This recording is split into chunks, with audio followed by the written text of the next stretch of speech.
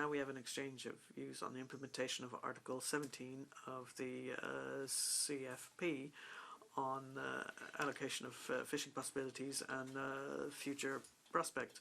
I won't come back to the content of Article 17, in particular since it was the subject of our own initiative report under our mandate, under Caroline Hose's direction, and the implementation of the CFP. The Commission said that in 2023 they would start discussions with the Member States and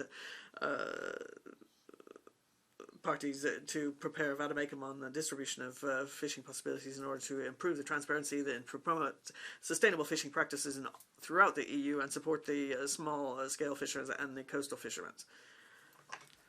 Now, the legal procedure underway in France says that there are still major uncertainties. I think there was a Court of Appeal in Toulouse last week, in fact, that called into question a series of things. I just want to know from the Commission, and thank you for being here with us today, I would like to hear your feedback on what actions are to be implemented, what has moved forward in the dialogue with Member States, and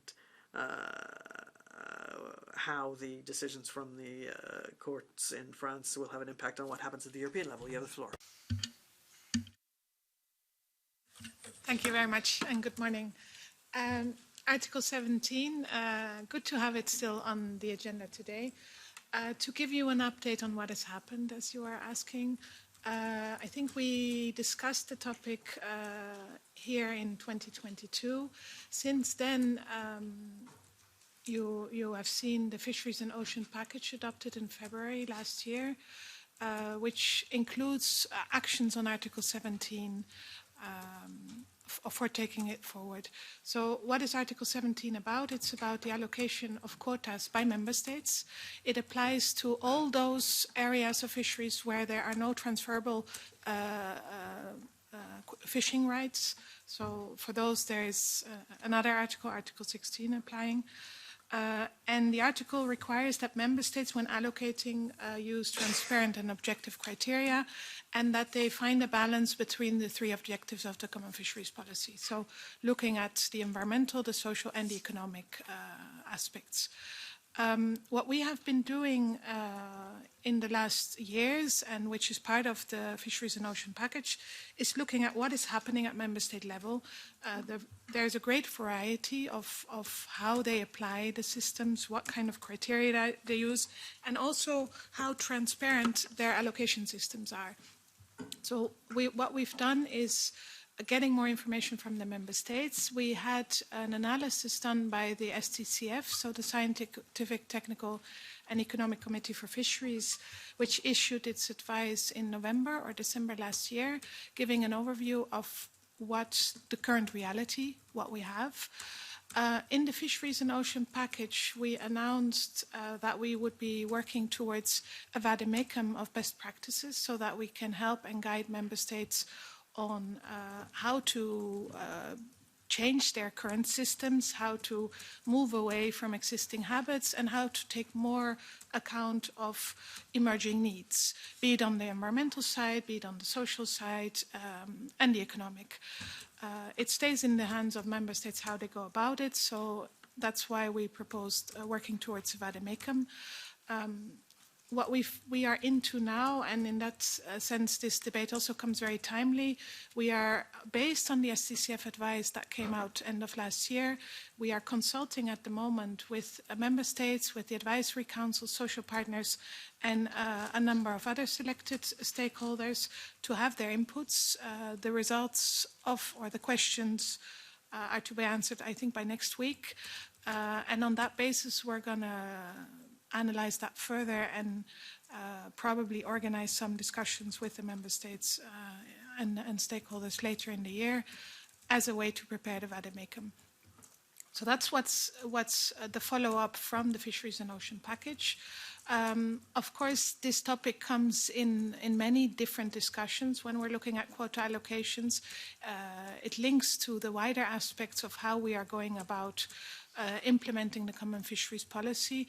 And with that in mind, it's also good to note that last week or 2 weeks ago, our Commissioner already announced that we're going to be launching an evaluation of the CFP regulation. Article 17 is, of course, one of the articles of that regulation. And so this evaluation will be carried out in the year ahead in line with the better regulation requirements. And so surely all the work that has been done already and the replies we are getting now for the specific consultation on Article 17 will also feed into the evaluation itself, and on that basis to see what that brings. In terms of your question, Chair, of the national judgment and how that feeds in, of course we take full note of that, and we are looking at how things are happening in each and every member state, and definitely these kind of elements feed into our reflections for the future. So thank you. Merci, Madame Tonkins. Thank you very much for that. Mr. Matto, please.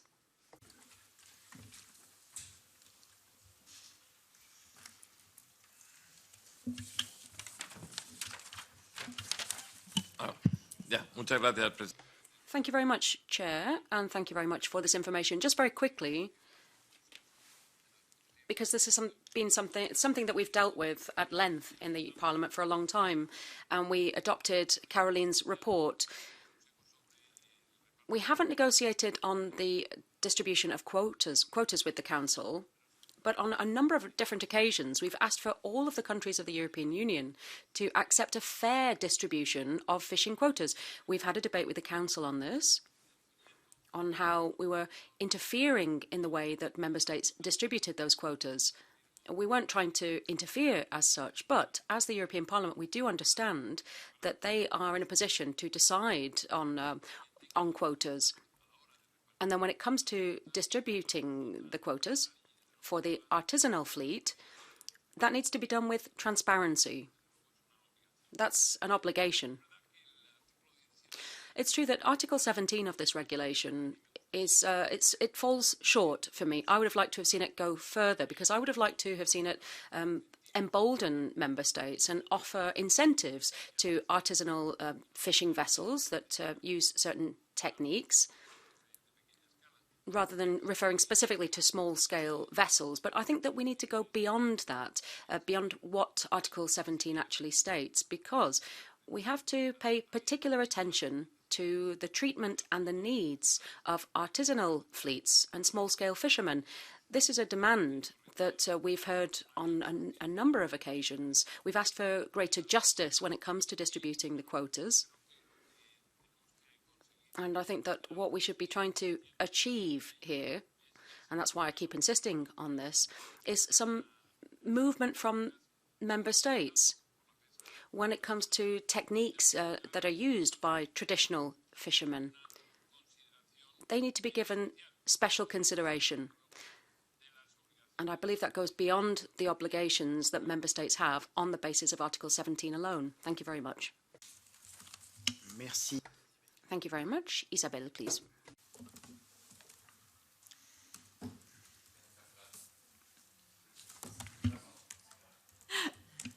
Já está. There we go.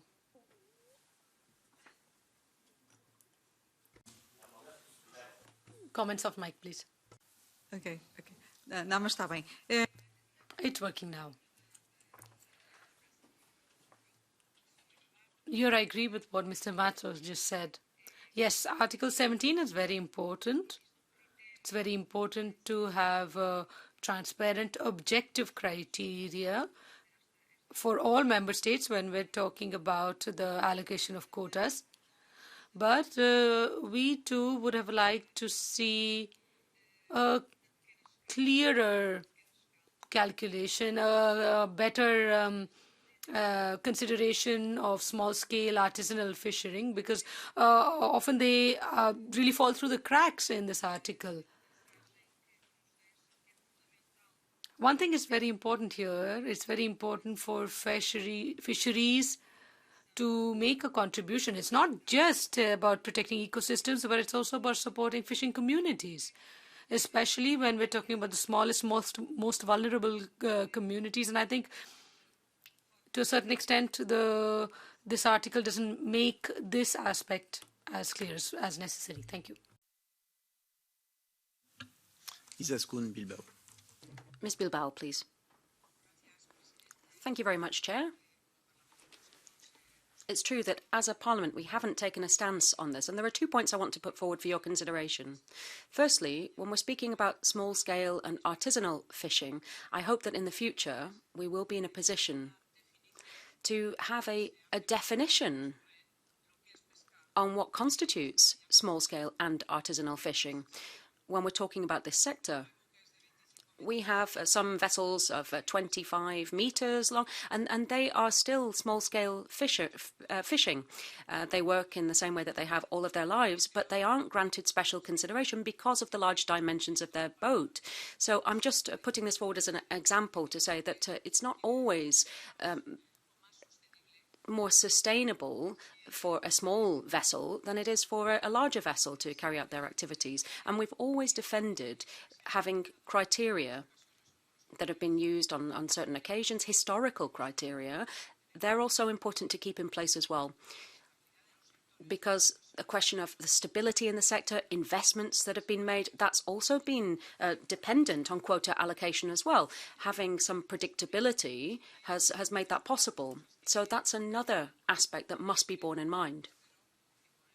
And I hope that with these two solutions, we're going to be able to make progress when it comes to affording greater transparency, and we all know what, and so that we all know what the criteria for quota allocation are.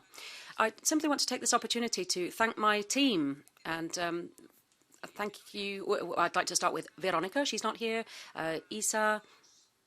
All of the MEPs who have been colleagues, to their teams as well, to the interpreters as well, the huissier, all of the people who are here at the crack of dawn to do the cleaning. And we're all grateful for that. And also thank you very much to the European Commission for their efforts. Thank you to everyone for these 15 years and for being at my side throughout. Thank you.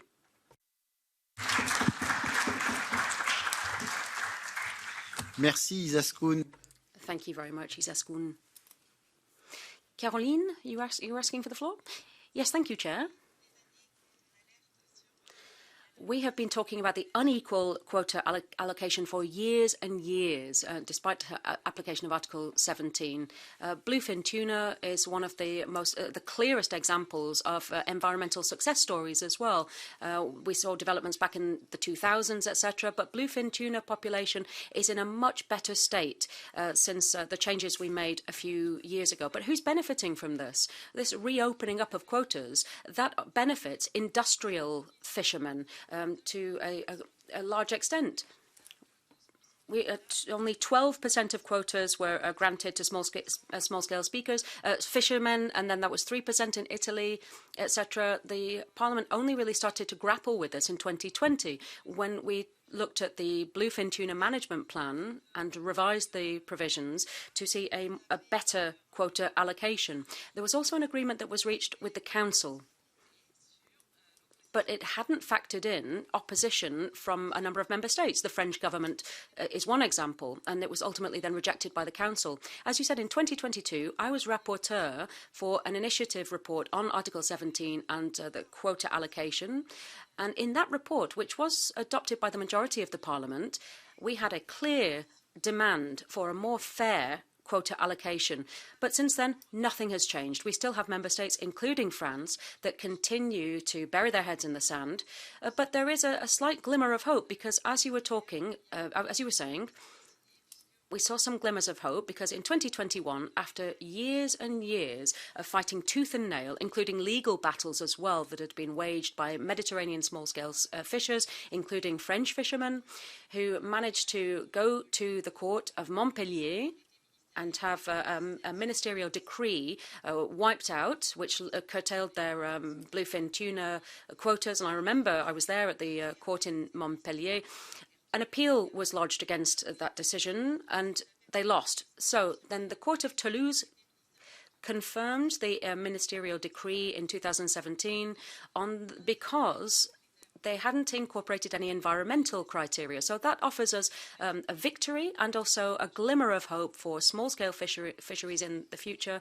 For artisanal fishermen around the Mediterranean, there's hope as well, but also for young people as well. I met some young fishermen in Brittany at the beginning of the year. They've also been struggling with quotas as well, and also they're not part of a producer organisation, so they haven't been able to obtain any quotas via the PO, and so they have had absolutely no assistance whatsoever, and they're young. They've only started out in the profession recently because of their passion, and they've been using fishing techniques with a low environmental impact. They've been reducing their CO2 impact, but we've seen that there is hope. However, still, there is a silent majority that is still listened to more. And from what I take from the European Commission, when you're speaking about this vademecum of best practice that will be given to member states, including a questionnaire that will be sent out to the member states, and with the responses coming in by the end of the week, I'm just wondering, is it enough? Are member states going to apply this article or not? And I would call to the governments, including the French government, who are still burying their heads in the sand, and it requires people taking them to court before anything budges whatsoever. Rose. Thank you very much, Ms. Rose. Any other comments? Madame Jamet? Ms. Jamet, and then Ms. Bilbao afterwards. Ms. Jamet, first of all.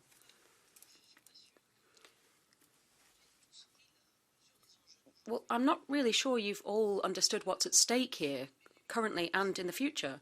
Of course, without overlooking the question of resources, the environment, etc., this catalogue of best practice, good intentions, this vademecum, as you call it, is that really going to replace any type of real defence strategy for protecting the sea and fisheries? If Article 17 promotes transparent criteria, etc., and that applies to fishermen, we cannot overlook the reality of the challenges here. Our artisanal fishermen are struggling to survive. The quota allocation, as it stands currently, stops them from doing their job, and that's all they're asking for here. I think it's because today we're taking stock at the moment. That's what we're going through at the moment. We need to see a complete overhaul of the CFP. Our fishermen have been affected. They need consistency. They need stability. They need to have genuine prospects. They're subjected to these rules, which are decided almost at a whim in Brussels, and they can't do anything about it. And yet they have such value. Not only are they the guardians of the sea, they're guardians of resources, and they're also custodians of tradition, their profession. They produce high-quality foodstuffs. It's a question of food sovereignty as well, and they are the first to be victims of policies adopted in Brussels. And perhaps everyone might agree to say that we need to have a blue economy in the future, but the future of that blue economy can only be achieved if we revalue, if we change how we perceive the jobs associated with fisheries and ensure that they have a proper way of making a living. We have to come up with a policy aimed at defending fisheries, and that needs to be a strategy. If we don't do this, against this global backdrop with instability, geopolitically speaking, if the EU does nothing, if we don't equip the fishery sector with the means to do so, then no one is going to do so in our stead. That is our responsibility. Madame Bilbao. Just a detail, but given that I was quite emotional, I forgot someone because I didn't mention all of the people from the Secretariat who've been here as well, who've spent all of that time alongside us. So I simply wanted to make mention of them as well. Thank you very much. And apologies, I'm going to have to leave now because I have a visitors group coming in. Madame Rose, voulez... Ms. Rose, would you like to add something? Yes, I would like to add something on the generational renewal, because we see that there is a huge problem when it comes to recruiting young people in the fisheries sector. and I was talking about the line fishermen in Brittany, but we see that there are good practices in Denmark, where there is a quota that is distributed on the basis of age. Now, does the Commission see any possibilities there? Could that practice become more widespread? And is the Vade Mecum going to be able to propose any real measures moving in this direction? Because as Ms. Jamet said, I'm quite surprised to hear some of the comments that were made by Ms. Jamet, because we worked tooth and nail throughout 2021, 2022 on the article on the CFP, and I believe that the ID group did not put forward a negotiator. There was no, you didn't appoint a shadow rapporteur for that report. So that meant that you weren't involved in the work that that group did. And so I was just quite surprised to hear that remark. Merci. Thank you. Ms. Tompkin? Sur le dernier point. Perhaps not on that last point, but the various viewpoints that have been expressed. Thank you very much. Yes, indeed, I won't comment on that. No, thank you very much for the comments here. In terms of what the Vade Mecum will look like and what areas to cover, of course, we're going to see what input we get from the stakeholders, from the member states, from the advisory councils, from the social partners. A lot of what was mentioned here today are topics that are high on the agenda already. We have the same kind of objectives under our fisheries fund when it comes to generational renewal, on what we can do for small scale, to know what is the definition of small scale. These things are very much on our radar. For the moment, we take the views, we listen to what is there, and then we'll have to see. Of course, that's going to be for the next mandate to see where to take it. As I said, we start with evaluating the implementation of the CFP as a whole. Article 17 throughout the CFP has been very much in the remit of the member states. Ultimately, it's them deciding. Also, they know best where are the needs, where are the challenges of their specific sector, of their fisheries operators, and of course their coastal communities. But already now the provisions allow for giving incentives, as you've mentioned. I think part of that is even in the regulation itself, incentivizing less damage on the environment, incentivizing selective techniques, but also incentivizing social aspects when it comes to generational renewal or other things. So from our side as well, we keep continuing to spot good practices and already share them with member states more informally. The Vade Mecum will help to bring things